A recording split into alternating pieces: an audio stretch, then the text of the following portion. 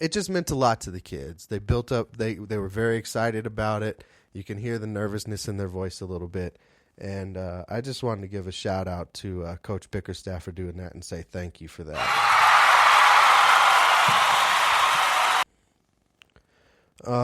Moving on, some other things, associated to Coach Bickerstaff. Houston did decide to go into another direction.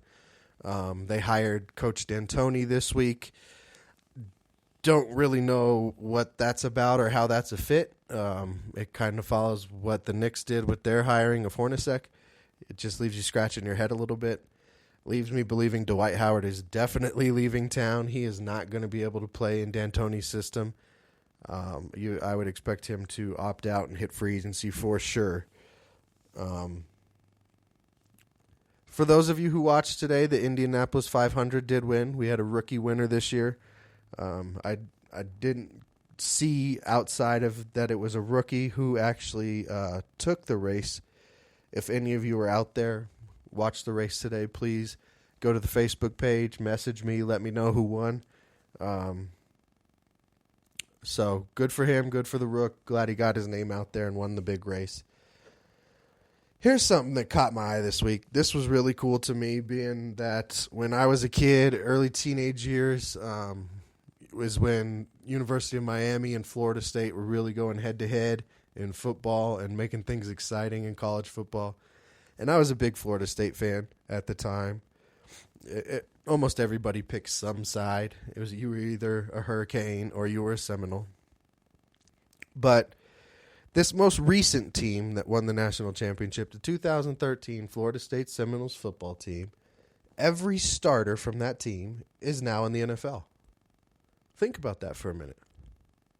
Every starter from the 2013 Florida State Seminoles national championship team is currently assigned to an NFL team. Now, I don't know if that's happened before or how many times it's happened before. And if it has, that doesn't take away from me how cool of an accomplishment that is. That is very impressive that you can have 22 guys line up and 22 guys make it to the next level. Very often, not all of them have NFL aspirations or get NFL chances regardless if they were on the national championship team. So, again, another shout out, big respect to what Florida State was able to accomplish and what they're still accomplishing.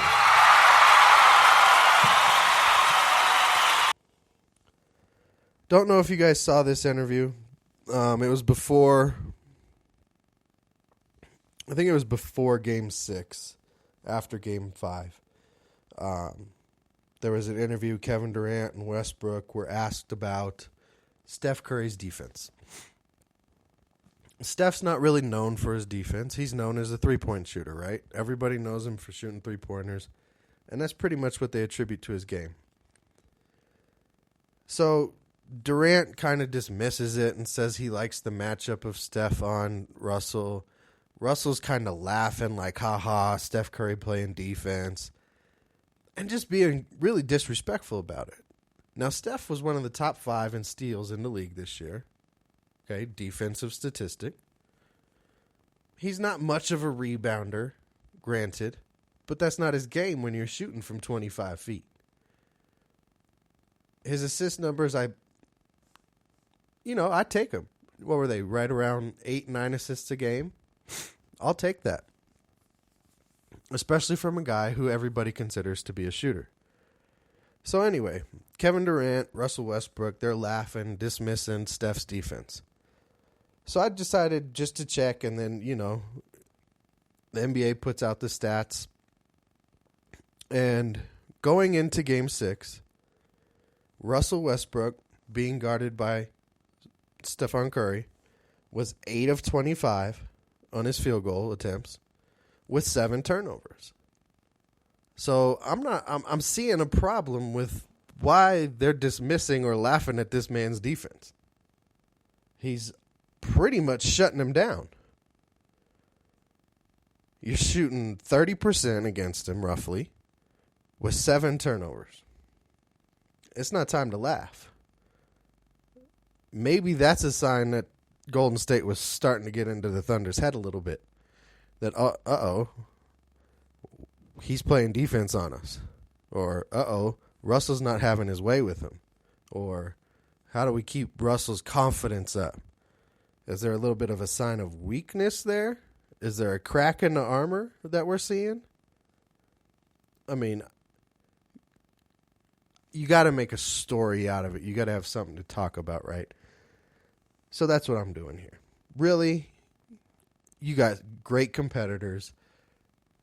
They're trying to say all the right things all the time. And sometimes they just end up saying something that backs them into a corner, especially when you start giggling about another athlete's performance.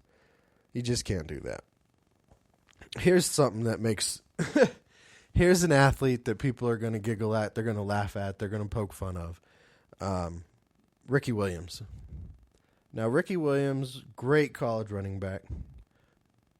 Decent pro career after, his early struggles there in New Orleans. Had a pretty good career there in Miami. But Ricky Williams will forever be remembered as the weird NFL player who likes to smoke weed, right? That's what we'll remember about Ricky. He had the dreads. He liked to smoke pot. He was shy. He kept his helmet on. And he was a little weird. Well, now we got Ricky Williams opening the first weed-friendly gym in San Francisco. For those athletes who, with their workout, just have to have a little something extra. Now, we're not talking about protein shakes, a smoothie. No, they're just going to, let me get in my first set and then I'm going to take a puff. Let me get in my second set and I'm going to take a puff. This is and don't get me wrong, nothing against people who like to smoke up. It's something to me it's natural. Do it if you want to. Right? It's not as bad as tobacco. It's not as bad as alcohol, in my opinion. Some scientific research also backs that, but that's not what we're here to talk about. We're here talking about Ricky Williams and his new gym. To me, I don't really get it. I don't understand the combination of working out and smoking. I could see if you have pain or swelling or some inflammation afterwards and you're done and you're in that recovery phase of working out and you're starting, then maybe, go ahead and have a little puff. But how this gym's going to work out, I think you're going to end up with just a bunch of people sitting around smoking and not so many people working out.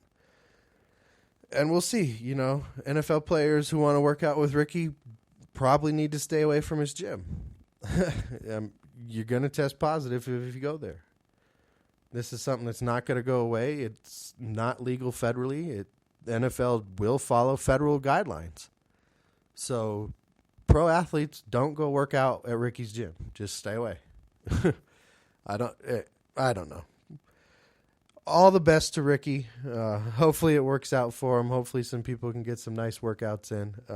I don't understand it. Moving on. This is a great story to me. Spelling bee, technically by definition, is a sport. It is broadcast on the mothership. I'm going to refer to it as the mothership. I like how that sounds on other sports radio entities that don't want to use the name but pay homage or respect to, their sources. But this week, Nahar Janga was one of the co-winners of this year's Scripps National Spelling Bee. And if you watch, when he wins, he goes up to the stage, throws up the X just like Des Bryant does when he scores a touchdown. Throws up the X, crosses his arms, big style, big bravado, just won the spelling bee. It was hilarious to me. It was great. Caught the eyes of Des Bryant. Don't know how it got back to him. Maybe he was watching the spelling bee. Who knows? Maybe he's an avid speller. But caught the eyes of Des, and he tweeted out to Nahar, Says, hashtag Nahar Jenga. You just made my whole day, buddy. Congrats on winning the hashtag spelling bee champ. Somehow, some way, I have to get you to a game. Hashtag X. That's just cool to me. Let's say, this kid doesn't even know who Des Bryant is. Maybe he's throwing up the X for some wrestler or some other meaning to him. But there's now a connection there. He's going to get another cool experience outside of winning this spelling bee. I do think he'll end up at some game, maybe not in Dallas. Maybe it'll be a game closer to wherever he lives in the country, as the Cowboys have a road game. But I thought that was a cool moment for the kid to be recognized once again in a different realm. So good job, Nahar Jenga, for being one of this year's co-winners of the spelling bee. I should have wrote down the other young man's name who won with him, but, this was more about this connection that happened. A few more things just to get to real quick before we head out tonight. Peyton Manning came out and was asked how close he was to signing with the Titans in 2012. And he said actually he was pretty close. He almost chose them over the Broncos. I would have to say that probably would have been a really bad idea. He probably would have ended his career without that next Super Bowl win, and definitely wouldn't have had 2 more Super Bowl appearances for his career. Tennessee's been in rebuild mode for the last 5 years. I mean, what have they done? Who have they had that's really been there to make them competitive? It's been in shambles, and it's one of those teams that, like Javon Curse and Steve McNair was there, they were good just about year in and year out for a period of time. So, would things have been different? Well, sure they would have been different. Don't know why he's been asked that question now. 4 years ago would have been a better time to ask him. But interesting story nonetheless. Jets reportedly have offered Ryan Fitzpatrick $12 million this year as part of the contract extension. I say if he wants to play football, he needs to sign the contract and take that $12 million because it's not getting any better.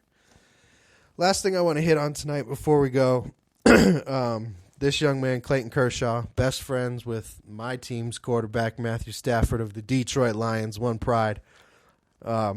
He's having a month to remember, everyone. If you're not a baseball fan, if you haven't been paying attention, get out there and check out what he's doing this month.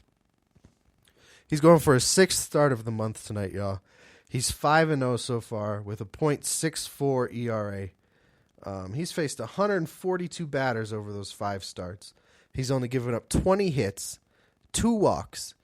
The hitters have an on-base percentage over that span of 156. And he has 3 complete games over that span. It's dominant. You don't see pitching like this. It doesn't happen, okay?